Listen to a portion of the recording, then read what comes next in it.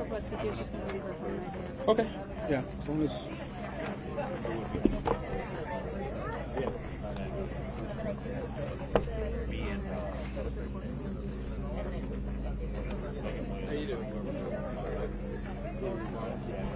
Does your phone have enough charge? Yes, ma'am. We'll put it all on. And we'll just run it.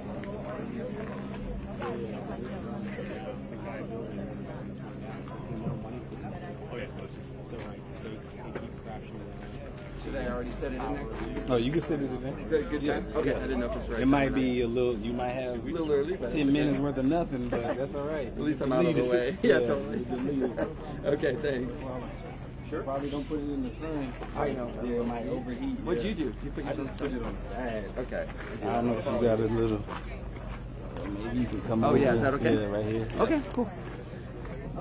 Hopefully it gets good. Okay. Yeah. Thank you.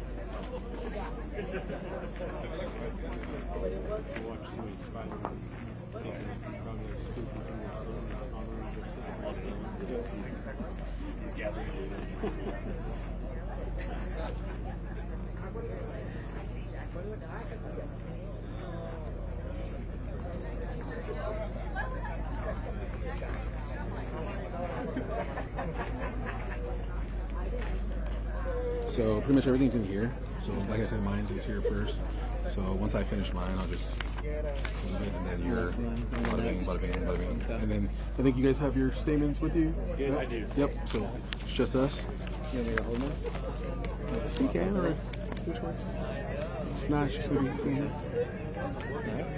Sounds good. Cool.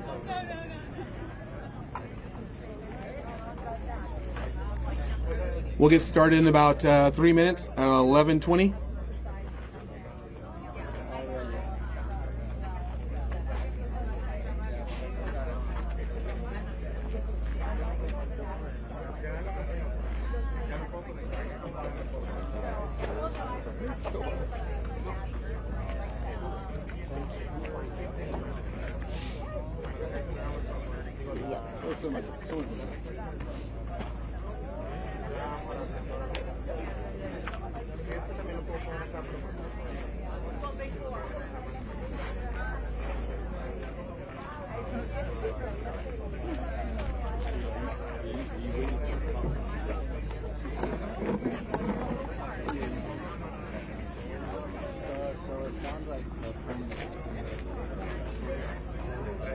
So my previous chief, she retired in December, so I've been acting since then. I mean, ideally, yeah. Right now, yeah.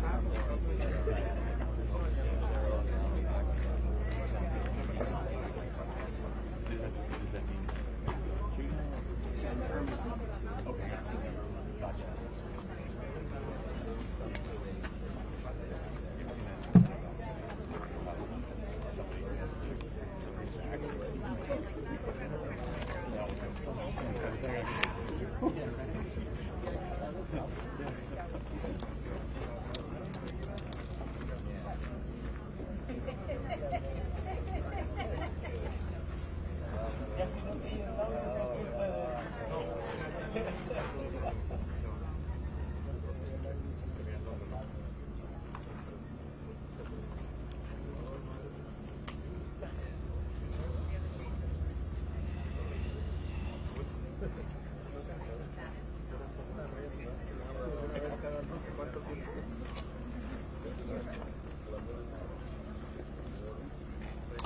All right. Welcome. I am Special Operations Supervisor Eric Laverne with the Strategic Communications Branch here in San Diego Sector. Today you will hear from San Diego Sector's Acting Chief Patrol Agent Jeff Stalnaker, followed by Lieutenant Colonel Tyrone Berrien, United States Marines, the Commanding Officer of Task Force Sapper, followed by Lieutenant Colonel Philip Mason, U.S. Army, the Commanding Officer of Task Force 716. After their remarks, we will open it up to a short Q&A. Upon completion, we will allow you to enter the enforcement zone to capture B-roll and for quick stand-ups with the public affairs team. Please remember to silence your phones. Thank you. And we'll get started. Chief?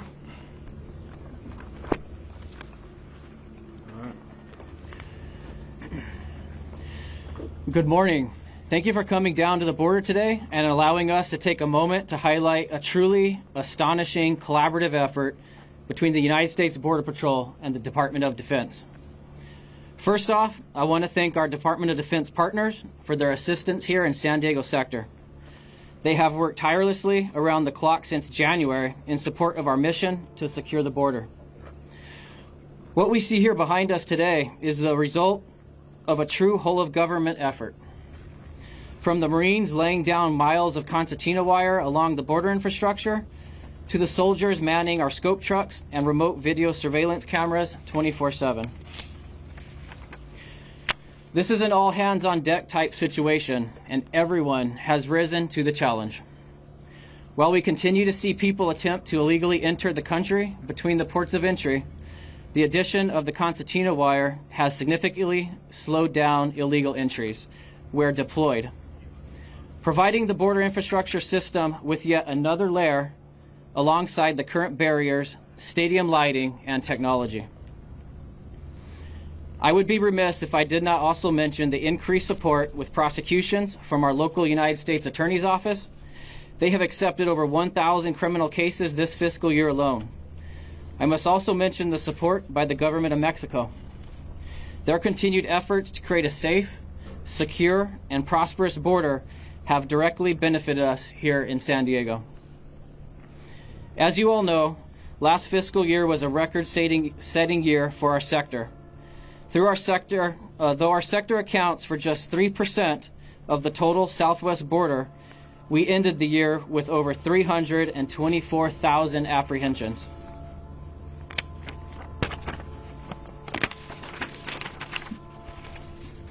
This was a level of activity we had not seen in over 2 decades. The efforts by our partners, along with our current enforcement posture, have led to a significant decrease in the illegal entries here in San Diego sector.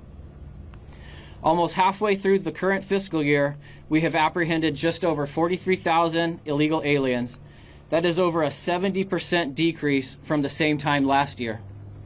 To say there has been a dramatic change would be an understatement. In closing, let me be perfectly clear. The border is closed. If you cross illegally here in San Diego sector, you will face consequences. There is no more catch and release. We will leverage all legal authorities and take every reasonable step to ensure illegal aliens are placed in detention and removed from the country. Border security is national security. Border security is why we exist. Our mission is simple: to protect America and our fellow citizens. This mission will define every action we take, every goal we set for ourselves, and every resource we spend. Thank you. Chief, would you mind spelling your name, please? Yes. Jeffrey, last name Stalnaker.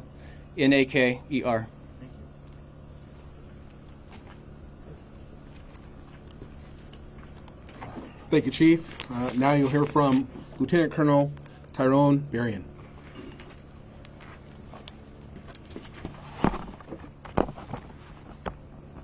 Good morning, ladies and gentlemen. Thank you for joining us today. Agent Laverne, Chief Patrol Agent Stalnaker, thank you for the opportunity to speak to the work that the Marines and sailors are doing here at the southern border alongside the U.S. Border Patrol. As a commanding officer of Task Force Sapper, I'm proud to share the work and critical role the Marines and sailors from the task force have played supporting Border Patrol to protect the territorial integrity of the United States. Task Force Sapper, comprised of 500 Marines and sailors from the 1st Marine Expeditionary Force, deployed on 23 January 2025 to carry out missions as directed by U.S. Northern Command and now Joint Task Force Southern Border. Since our arrival, the task force has been committed to working with the U.S. Border Patrol to achieve and maintain full operational control of the border. The mission of Task Force Sapper here is straightforward. The Marines have been tasked with providing engineering support to the U.S. Border Patrol, reinforcing the existing primary and secondary barriers. We've emplaced miles of concertina wire as part of an obstacle design that is welded permanently to the existing primary and secondary barrier along the southern border. The concertina wire creates an obstacle that disrupts any type of activity or attempts to cross over the top or through the barrier.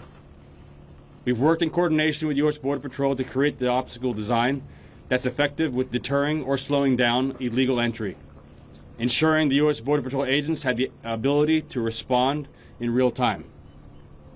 Our engineers have been working side by side with U.S. Border Patrol agents, using their skills and expertise to enhance the capabilities of the border security infrastructure. But it's not just about building physical barriers. The interoperability we've built with U.S. Border Patrol has gone far beyond the engineering side.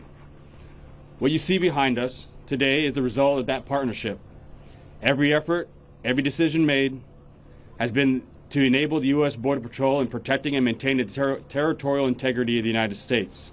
And as always, we've remained agile and adaptable, ready to meet any challenge head on, alongside and in support of the U.S. Border Patrol.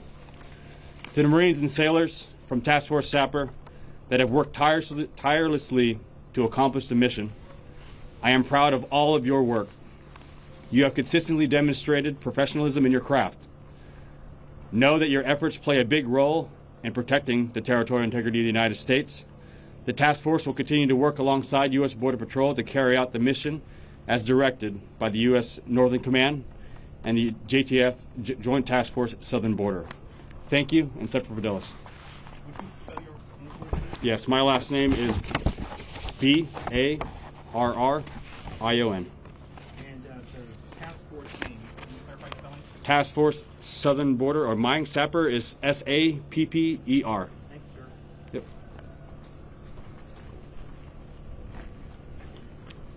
And now, Colonel Mason.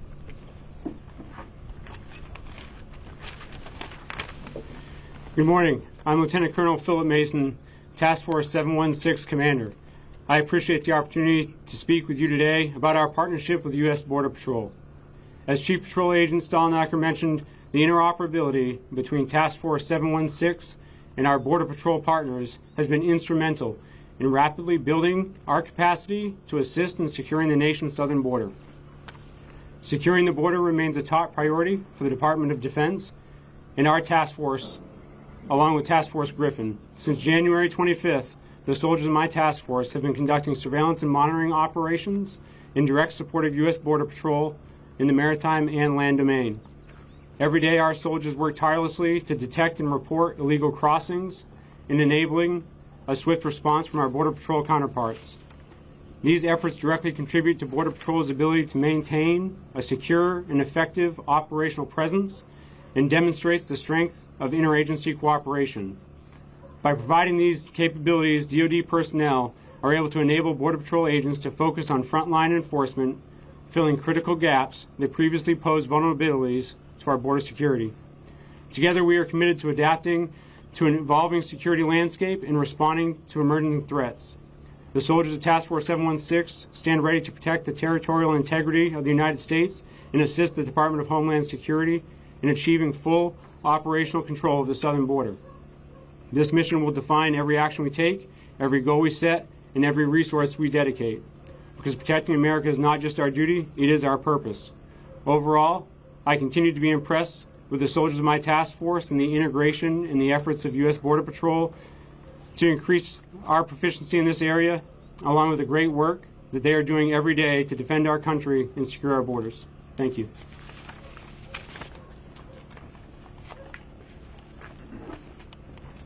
We will now open it up to questions. Please announce who the question's for, and then go with your question.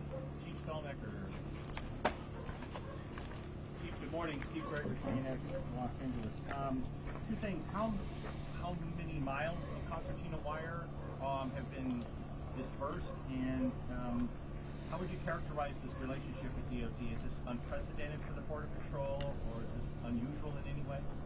So first of all, we have over 6 miles of concertina wire that's been deployed here, both on our primary and secondary border, which has tremendously helped us not only to deter, hopefully, migrants from illegally entering the United States, but to also hopefully point them towards the direction of a safer entry into the United States, which would be at the port of entry. Our partnerships with DoD, this is not anything that's new. We have been working with DoD for many, many years, but we are very grateful to have them here in this capacity helping us out to secure the border here in San Diego. Is it on a level that you've not seen before? I know you've worked with them before, but it Right. seems like the build-up here was that this is kind of unprecedented. So the amount of personnel, DoD personnel that we have here, the amount of soldiers we have here is a large number, a number that I haven't experienced in my career. However, they have a lot of work that they're doing for us, helping us out, secure the border. San Diego sector, fiscal year to date, is the most busiest sector in the country. So having the amount of personnel here assisting us kind of aligns with that for being the busiest sector in the country. Thanks, sir. Given the 3 migrant deaths in the Otay Mountains just this past week, do you think these added enforcements are pushing migrants to take more dangerous routes? So we are not the ones that coordinate their route that they take. We have had migrants that enter the San Diego sector area responsibility throughout the 60 miles that we have. So it's not uncommon that we have experienced migrants illegally enter in that area. So is it a result of this? I don't know. I'm not the one that helps coordinate that. It is not uncommon, though, for them to cross in that area. Have we also seen an increase in maritime operations, more human smuggling on our waters? So the number on the water has gradually increased. We do anticipate that as we continue to lock down the border here and secure it, we will most likely see a greater increase on the maritime environment. And we are looking at levels that we've seen in the 2023 timeframe, which are higher than normal. Chief, what is the plan in this administration? Militarize more in this part of the border? Establish some bases in this area? Currently, you see that DoD is here working and helping us. They are a force multiplier for us. They're assisting us not only put up concertina wire, but also deployed to help us monitor in a detection and monitoring mission. And what that means is they're assisting us at what we call our common operating picture. It's like an operations center where our feeds from cameras go back towards. So they monitor like televisions and computer screens that we have fed from the border to assist us in that capacity. So they are out here working and assisting us. Chief, if you give us a number between CBP and DoD personnel, how many would that be? Out here working. So we have a little over 1,900 agents here in San Diego sector, and a total deployment of DoD personnel is about 750. Chief, can you talk about the concertina wire specifically? How is it used as a deterrent? Just simply seeing that it's there. It's not easy to cross, number one. You have an 18-foot barrier as your primary, a 30-foot barrier as your secondary. That border infrastructure system that we have here is built to hopefully deny and prevent people from crossing. And this added concertina wire to it reinforces it, hopefully makes it more difficult for them to cross, but ideally it deters them from crossing and prevents them from crossing. Again, we would rather have them enter at a port of entry where it's much safer, and hopefully this guides them in that direction. If they present themselves and obtain the proper documentation to enter the country, yes. That's probably a question you should ask Office of Field Operations. Have there been people crossing that way? Have there been people coming to the port of entry and being allowed entry in the last, since Trump was elected, that are seeking asylum? So I don't work at the port of entry. I'd be talking on behalf of them, which I shouldn't do. I think those questions are best for the Office of Field Operations. Chief, could you specify between the catch and release and where do you send them right now? You said Right, so catch and release has ended. That is no longer happening. Anyone who is apprehended here on the border is being taken to our central processing center. Their checks around biometrics are collected. Should they have some sort of criminal history, then we'll present them to the United States Attorney's Office to be prosecuted for that, whatever they have done. And from there, once we get them back, they'll be removed from the United States.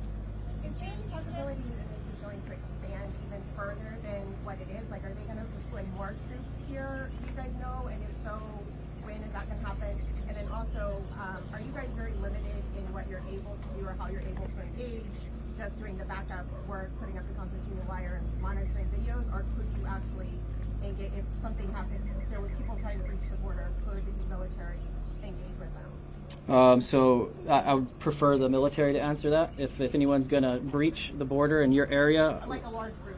Like okay. Now you mean just cross illegally, or are you talking about something more significant? November 2018, the big Okay. I'm sorry. I could answer. I thought you meant a more.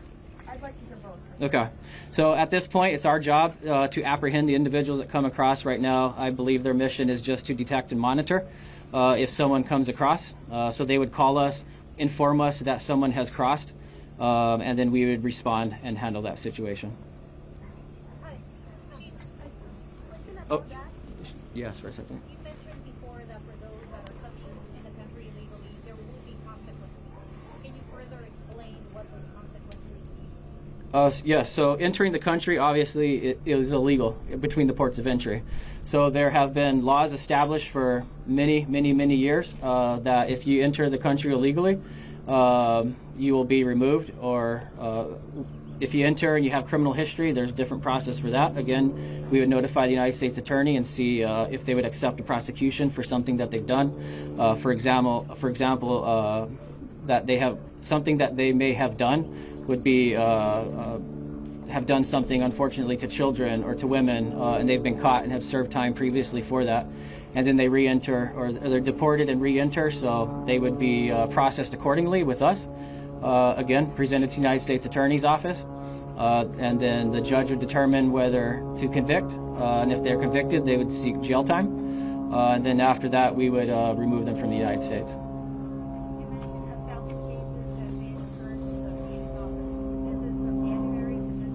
Yes, for the fiscal year.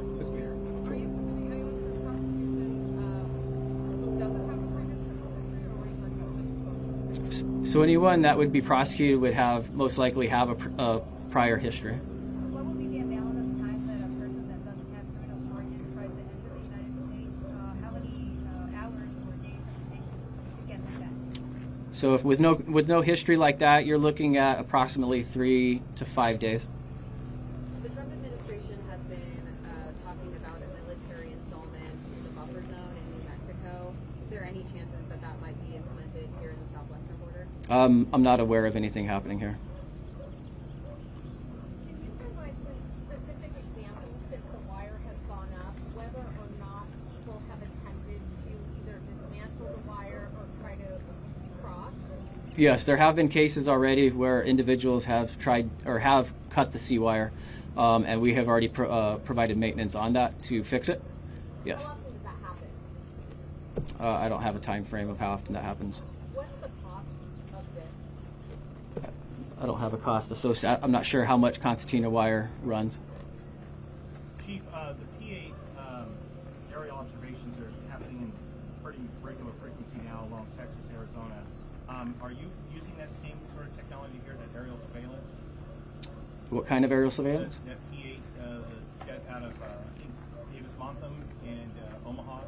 Oh, with Air and Marine. So we do have Air and Marine local here who does fly aircraft here, and they also work in our maritime environment. So we do have them flying aircraft in our area responsibility. And then what type of intel are they providing on the ground? Should they see something, they can absolutely let us know what they're seeing here. We can respond to any sort of law enforcement event. That's in a real-time environment, right? Yes. How long will military personnel be here? Is there a threshold for apprehension? What's the plan moving forward? I have not been told of an end date. That has not been shared with me. For the CBP Home app, is CBP doing something like special actions for that when a migrant wants to be out of the port? So the CBP app is not something in my purview. That is not something that I deal with here as a Border Patrol. Do you offer any numbers of, like how many migrants you're apprehending a week now and how many gotaways you're doing? Yep. So for fiscal year to date, we've apprehended just over 43,000 individuals illegally entering the United States. Right now, we're averaging somewhere about 30 to 40 a day apprehensions. And that's for the sector only? Yes, ma'am. Were there any other recent tangible changes along the southwestern sector other than this barbed wire, in addition to the troops coming in? What are some of the tangible shifts that we've seen in the last few months? So again, the deployment with the DoD here, so they're putting up the concertina wire, which is extremely helpful, but they're also providing a detection and monitoring type mission. Again, what that means is that we usually have an agent sitting in a vehicle with a camera on it. They have to sit in that vehicle and monitor the activity that they're looking at. With DoD personnel here, they're able to now sit in that vehicle, and we can deploy that agent back to the field to provide the maximum amount of agents to the border to be able to interdict anyone who's illegally crossing the United States. Sir, with more law enforcement here on the ground, we've seen those numbers drop significantly, but have we seen a trend really in cartel activity, and what are you guys doing to curb their actions here in the United States?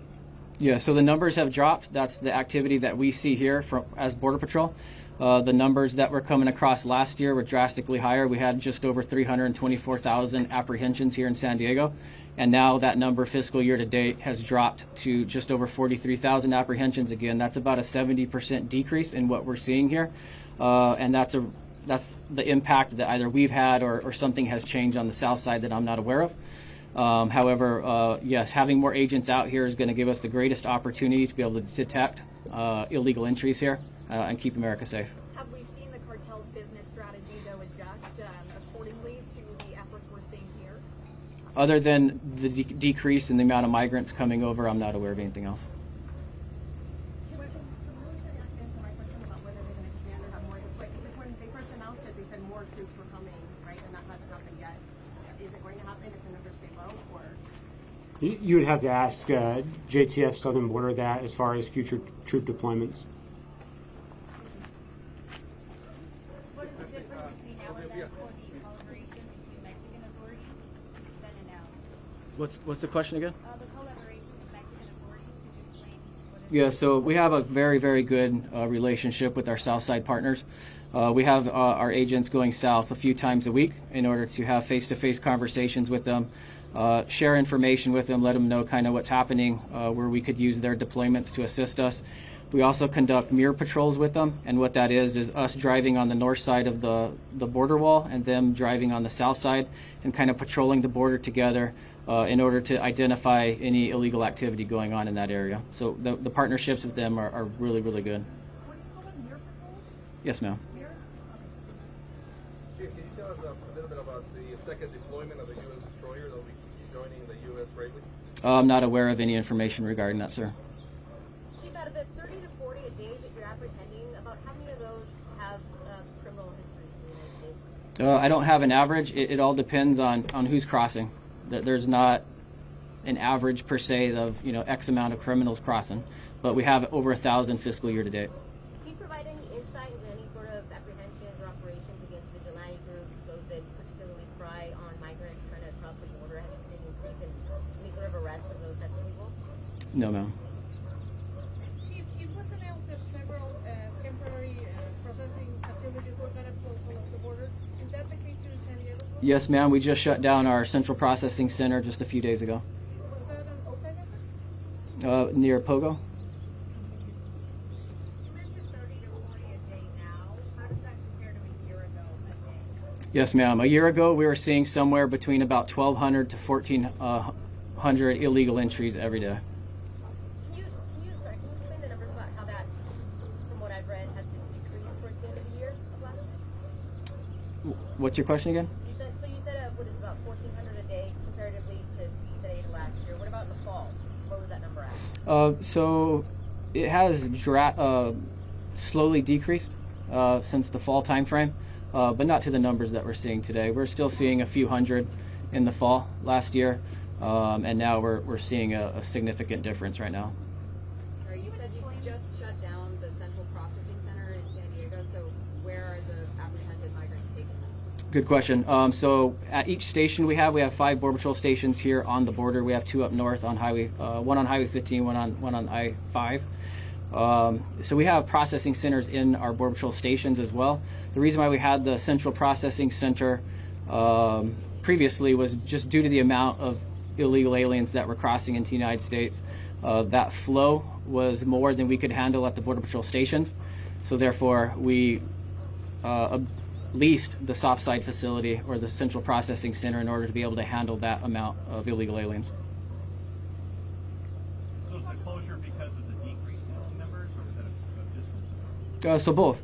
To be good stewards of taxpayer money, it costs a good amount of money to be able to lease that. But also, since the numbers are lower, we're able to now handle that amount of activity at our Border Patrol stations. And projecting out, do you look at numbers ahead of time, given the current trends right now in your apprehensions? Do you project on how you'll end the fiscal year? The only way I could project that, sir, is to just take what we're seeing now and apply that across the months ahead of us. Only one has been shut down, the rest of them are still open?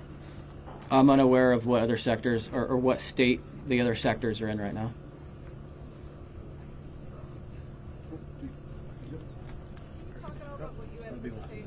That'll be the last question for us. Talk about what you anticipate as it starts to get warmer, we get closer to summer. Is that still, a high season in your anticipation? Of course, right.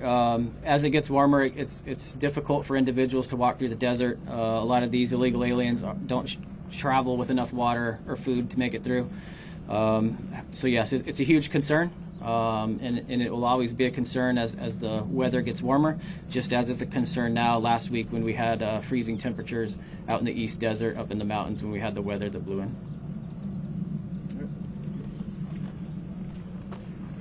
All right, that will conclude the question and answer. Now we will head into the enforcement zone. You will be allowed to do stand-ups with the public affairs team and I believe the principals for DOD as well. Thank you. Pleasure to see you guys.